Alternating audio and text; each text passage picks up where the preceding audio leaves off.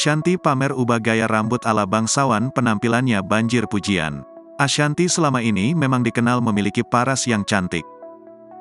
Istri dari Anang Hermansyah itu bahkan sering memukau banyak orang dengan penampilannya.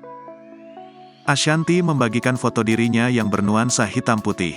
Dalam foto tersebut, Ashanty tampak mengenakan baju dengan aksen bunga tembus pandang mirip kebaya berwarna hitam. Make up yang dikenakannya pun tampak terkesan glamor dan bold.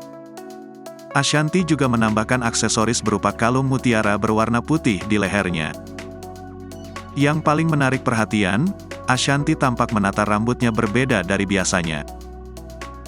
Ashanty yang dikenal selama ini memiliki rambut panjang mendadak mengganti gaya rambutnya menjadi pendek.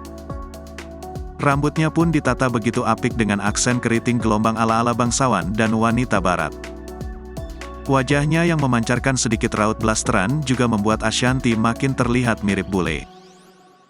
Kuat dugaan, saat itu Ashanty memang berdandan demikian untuk sebuah pemotretan bersama keluarga. Sontak saja, usai diunggah postingan Ashanty langsung menarik perhatian netizen. Bahkan ada netizen yang mengatakan penampilan Ashanty mirip dengan Rose pemeran film Titanic. Namun tak sedikit pula yang menyebut Ashanty mirip noni Belanda, Marilyn Monroe, hingga Madonna.